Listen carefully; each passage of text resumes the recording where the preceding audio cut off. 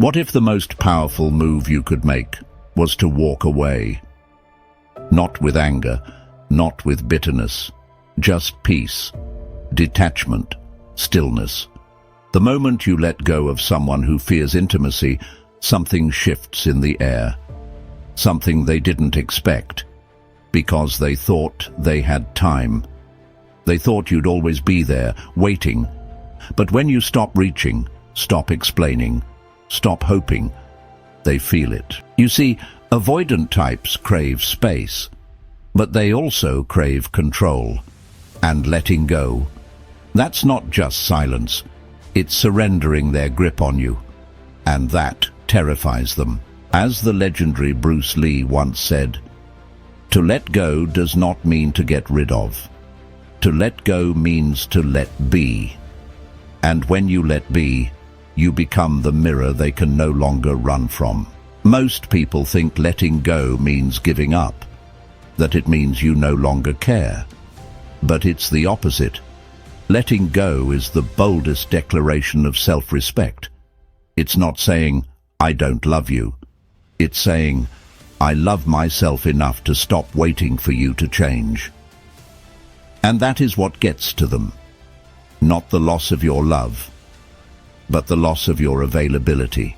Avoidant exes are used to being chased. They expect you to reach out, to question, to ask for closure.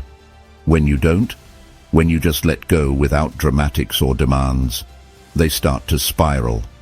Slowly at first, silently, but eventually it hits them hard. And as Ernest Hemingway put it, the best way to find out if you can trust somebody is to trust them. You trusted them with your heart, and when they dropped it, you learned to trust yourself instead. Here's the truth. No one tells you. Letting go is not weakness. It's clarity. It's growth. It's the moment when you stop trying to fix someone who isn't ready and start fixing the one person who really matters. You. That's when they notice. That's when the shift begins. Not when you beg, not when you wait, but when you no longer care if they come back or not. And if you're wondering what happens next, here's the promise.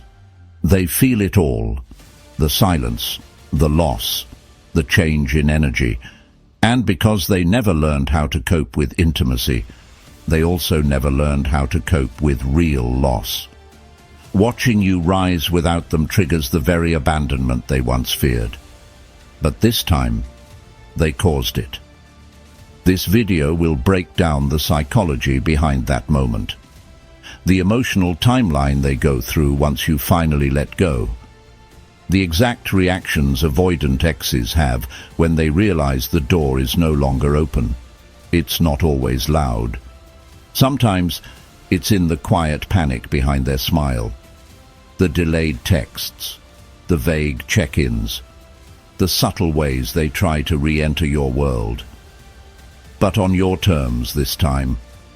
Stick with me until the end, and I'll walk you through each phase of their reaction, and more importantly, how to stay grounded in your own healing.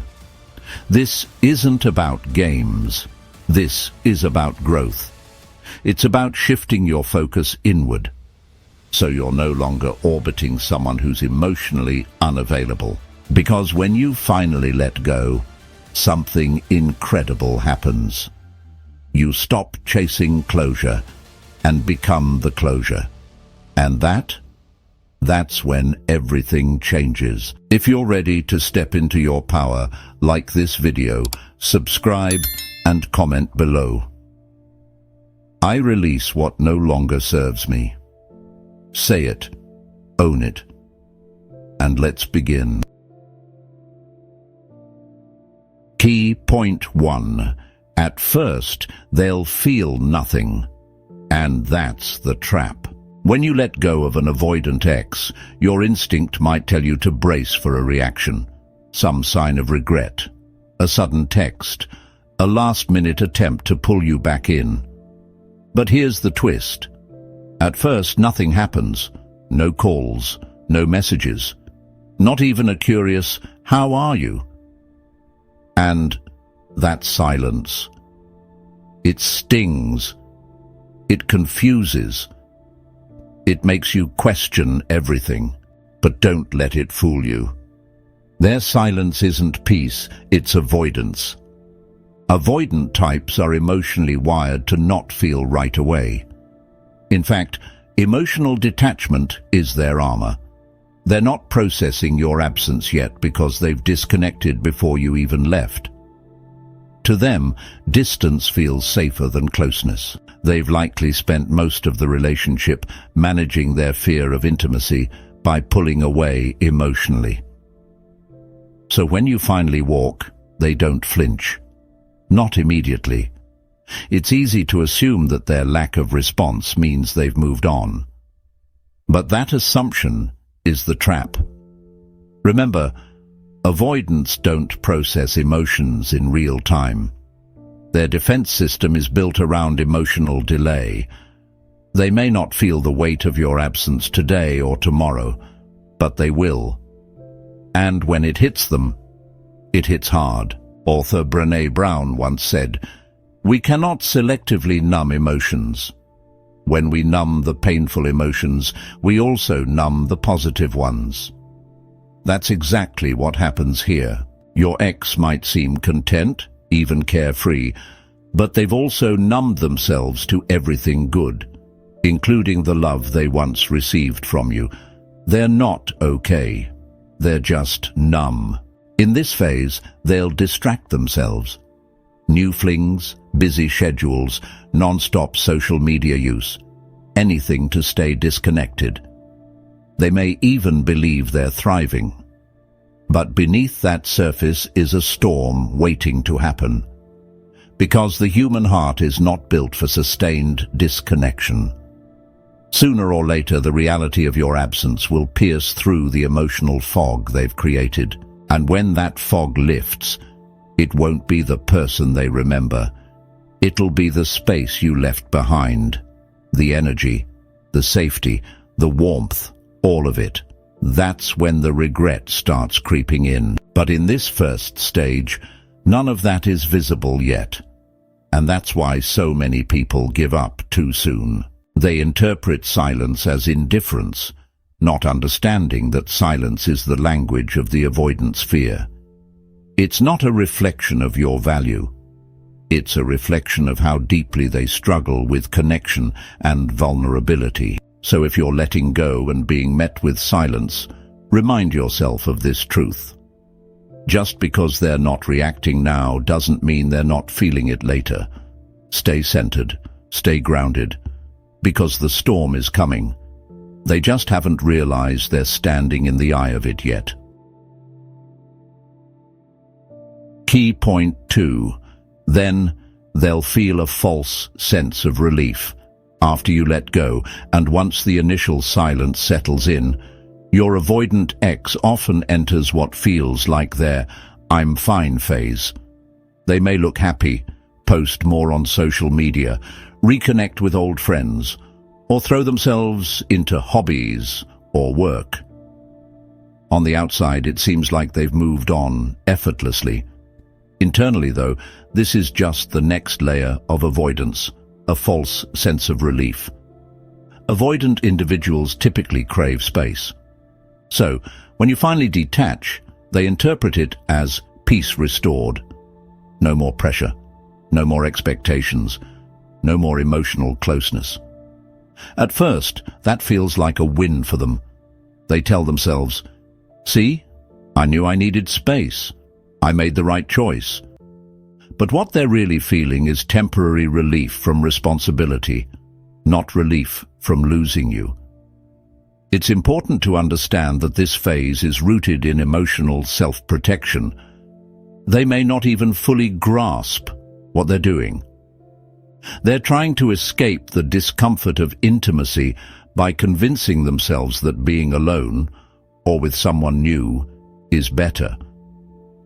They might even rationalize your relationship as something that just wasn't right, to avoid facing any deeper emotional accountability. As Sigmund Freud said, unexpressed emotions will never die. They are buried alive and will come forth later in uglier ways. This superficial sense of relief is exactly that, buried emotion. And while it might look like they've won the breakup, what they're really doing is delaying the emotional crash that's on its way. In this phase, they're not thinking about what they lost. They're thinking about what they've escaped, and it makes sense. Avoidants are wired to fear closeness. So the moment you stop pursuing, they feel like they can breathe again. But what they don't realize is that they're also breathing in their own loneliness. Slowly, quietly. This phase doesn't last forever. In fact, it often fades as fast as it starts. Because the freedom they feel, it doesn't fill the void, it doesn't create connection, and it certainly doesn't replace you. The relief begins to wear off, and what follows is a creeping sense of emptiness they can't quite explain. That's when the next emotional shift begins. But before they feel loss, they have to pretend they're completely fine.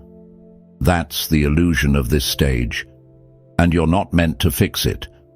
You're meant to hold your ground while they learn that relief without healing is just another form of running.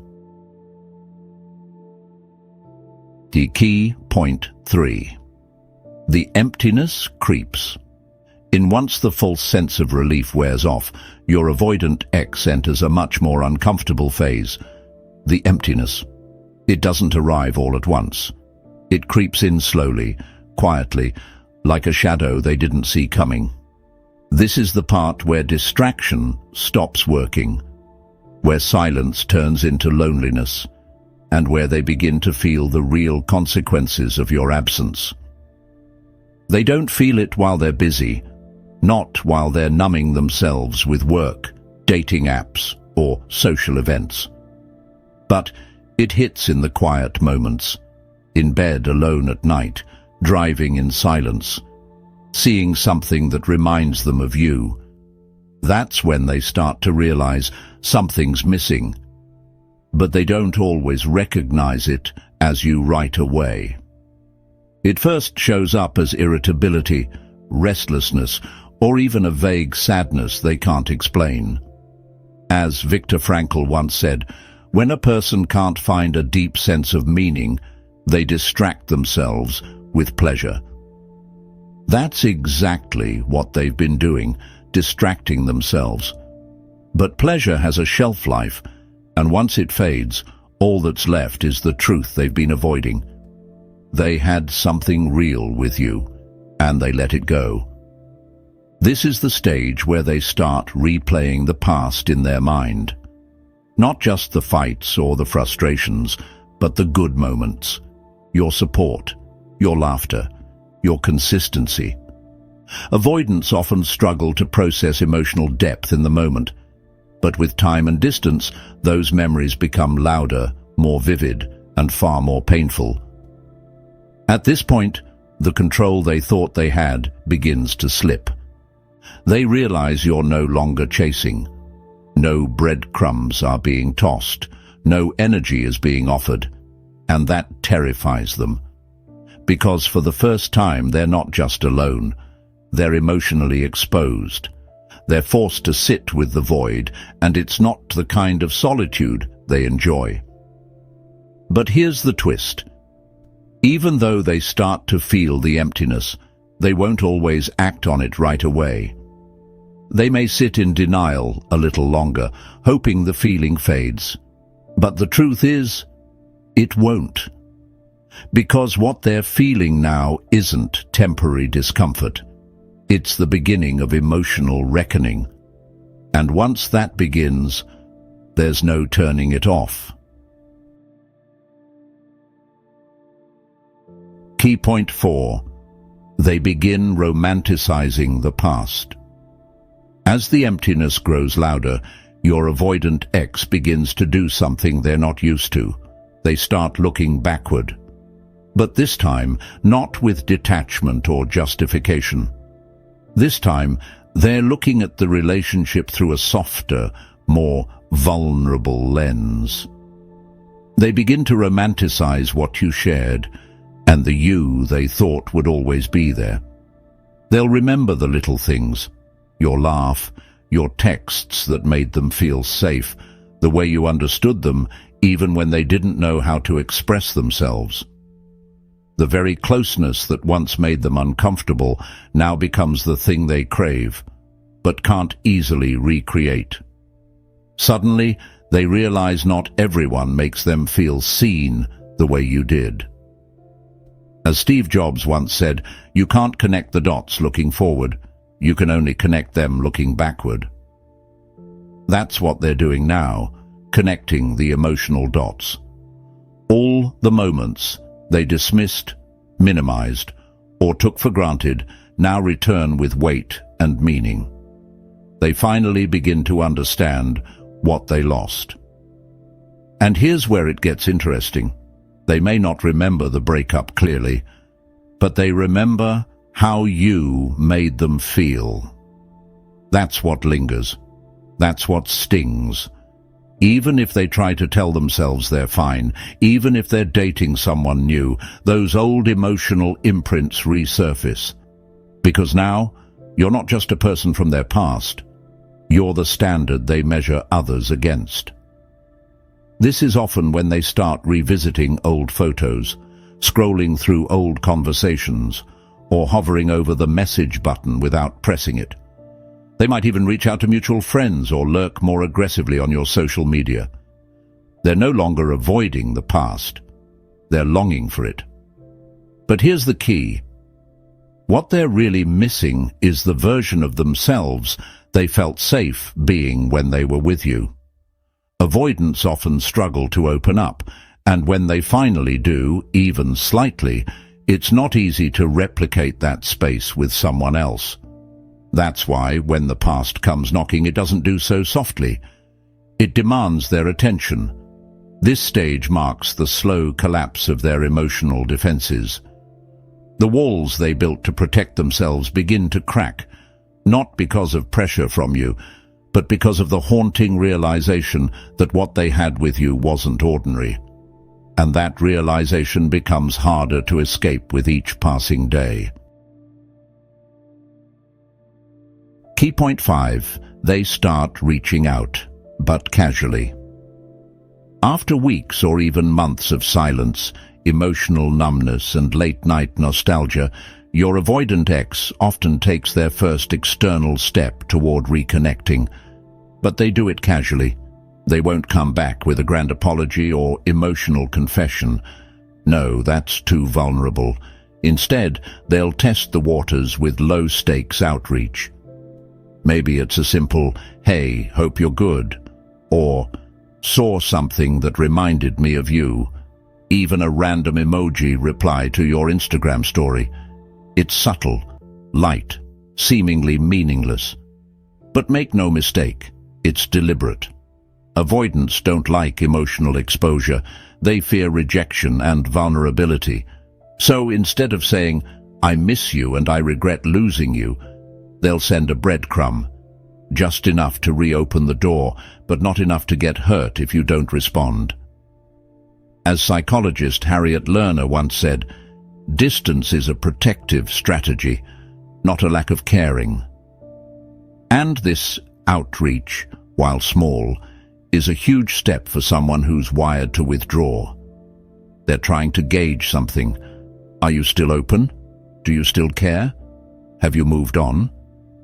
They want answers, but they're afraid to ask the real questions, so they rely on safe communication, hoping you'll do the heavy lifting. If you respond warmly, they feel reassured. If you ignore them or stay neutral, panic might set in. That's when the emotional weight they've been carrying starts getting real. And here's where most people get pulled back in, because after weeks of silence, that little text feels like a breakthrough. But be careful. It's not always a sign of growth. Sometimes it's curiosity, not commitment. Sometimes it's just emotional regulation. They miss the comfort of you, but not necessarily the responsibility of rebuilding what they broke. That's why your response in this stage matters. If you reply with the same old emotional availability, they'll fall back into their avoidant patterns. But if you remain grounded, calm, centered, and not overly eager, you show them something they haven't seen before. A version of you they no longer have easy access to. And that's when the shift truly begins. This casual reach-out is their way of knocking on the door they thought they could walk back through. But this time they're starting to realize the door doesn't swing so easily anymore.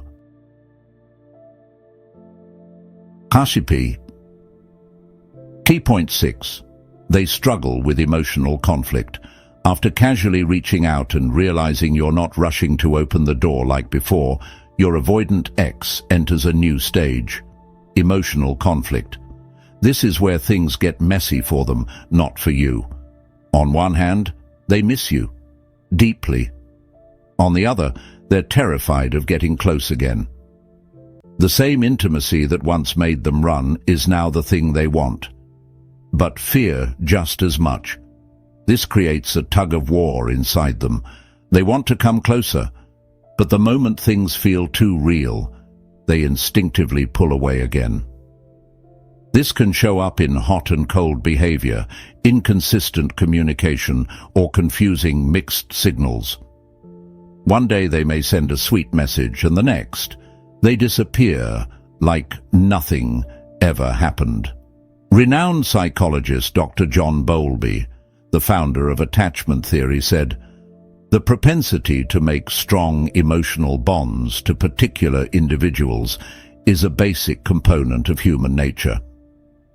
Avoidants are not immune to this. They do bond, they do feel, but their wiring causes them to distrust closeness, even if they crave it. So when they begin to feel drawn back to you, they also feel vulnerable. And that vulnerability sets off alarms in their mind. They may start questioning everything. What if it doesn't work again? What if I get overwhelmed? What if they hurt me? But more deeply, they're wondering, can I handle intimacy now? This internal struggle often leads to hesitation. That's why they might take 2 steps forward and 1 step back. It's not always manipulation, it's fear.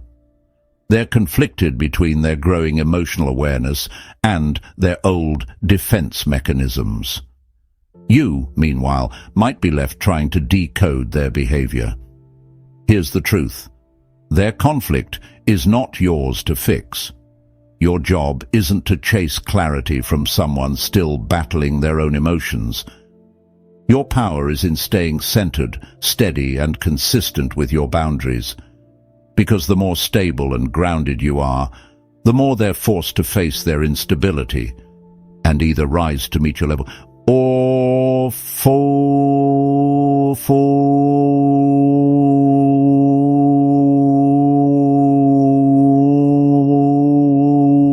This stage is uncomfortable for them because the emotional games no longer work on you. And when their usual patterns don't give them the control they're used to, it challenges them to either grow or retreat for good. Either way, you win, because you're no longer dancing to their emotional rhythm. You've got your own tempo now. Key point 7. They either step up or disappear for good. After all the emotional back and forth, after the nostalgia, the casual check-ins, and the inner conflict, your avoidant X eventually reaches a crossroads. This is the moment of truth. They're now fully aware of what they lost, and they can no longer pretend it didn't matter. The question becomes, do they finally step into growth and connection, or do they run back to the safety of emotional distance? At this stage, one of 2 things will happen. They step up, meaning they start showing real accountability, vulnerability, and the willingness to meet you where you are. Not breadcrumbs, not confusion, but clarity and effort, or they disappear. Not because you weren't good enough, but because they weren't ready to face themselves. This is where the wisdom of author James Baldwin hits hard. Love does not begin and end the way we seem to think it does. Love is a battle. Love is a war. Love is a growing up. Avoidant types are now confronted with that exact choice. Grow up and show up, or retreat and stay stuck in their patterns. If they do rise, it won't be perfect, but it will be intentional. They'll start showing signs they're emotionally present. Honest conversations, consistency, and perhaps for the first time, emotional availability. That's when you'll know the connection has a shot, if and only if they're taking real steps. Not just seeking comfort, but if they choose to disappear or retreat. That's not your loss. It's their pattern winning over their potential. And that's when your detachment proves its full power. Because letting go wasn't about getting them back. It was about getting yourself back. Either way, the outcome benefits you. Why? Because you forced the truth to surface. You stopped enabling the cycle. You created space that demanded either real change or a clean exit. And that's how you reclaim your power. By this point, you've already won, not because they came back, but because you finally stopped waiting for someone who wasn't ready to show up. So now you know, when you let go of an avoidant ex, it's not the end. It's the beginning of everything shifting, from emotional numbness to regret, from casual breadcrumbs to deep inner conflict. Letting go triggers a chain reaction they didn't see coming. But here's what matters most. You didn't let go to punish them. You let go to protect yourself. And in doing so, you stopped playing small.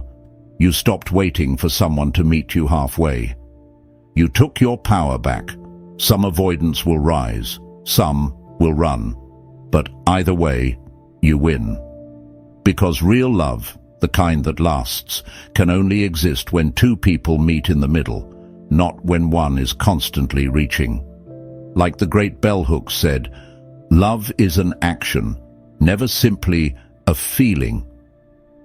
And if they're not showing up with action, with consistency, with truth, they're not showing up at all.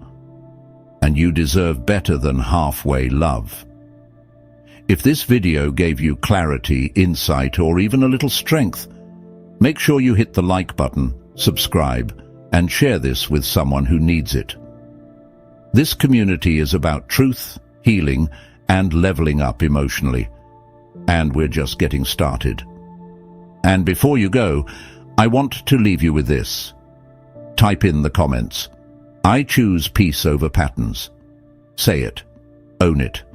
Let it be your new standard. Because when you choose peace, you don't just heal, you evolve. And trust me, that's the version of you they never saw coming. I'll see you in the next one. Stay grounded, stay powerful.